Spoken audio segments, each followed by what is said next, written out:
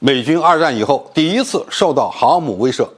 不能低估山东舰远航的战略意义。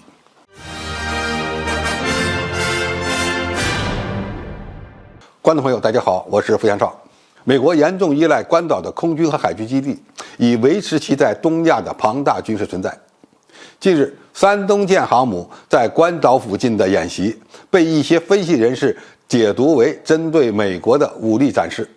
据估计，从4月上旬开始的一周内，山东舰航母上的舰载机共出动了大约210架次，其中歼15战斗机出动了140架次，超过了辽宁舰1月份在15天内320架次的记录，成为中国航母有史以来进行的最强大的远海演习。美国军事观察家网站声称，山东舰此次远航让美军自二战以后第一次感受到了航母威慑，其意义非同寻常。山东舰参加围台军演之后，紧接着逼近到距离关岛500多公里的范围，而且进行长时间的战备巡航，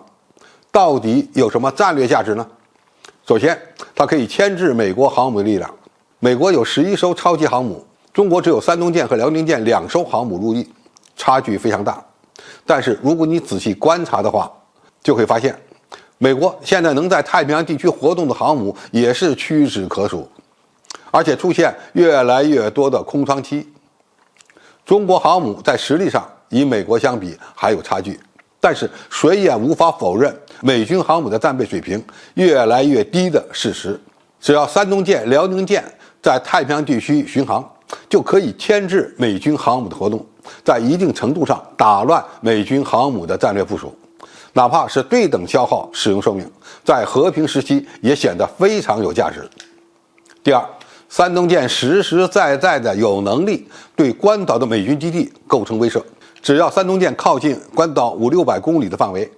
那么歼15舰载机就能够将关岛美军基地纳入打击范围。此外，还有055万吨大驱上部署的高超音速导弹，以及其他射程超过600公里的反舰导弹武器系统。山东舰、辽宁舰在和平时期的部署只是一种威慑，让美军感受到某种压力还是非常必要的。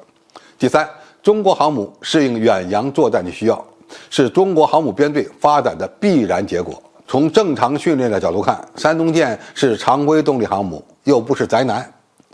未来靠近关岛，甚至进入太平洋更远的区域进行长时间的活动是必然的。中国航母不只是要提升舰载机的出动频率，还要锤炼航母编队舰艇之间的战术协同、后勤保障支持等等。中国航母与美国的差距不仅仅在硬件上，更大的差距是训练水平和远洋活动的经验。以后中国航母必然会越走越远，其训练强度也会越来越高。第四，中国需要向美国展示未来使用航母的战略。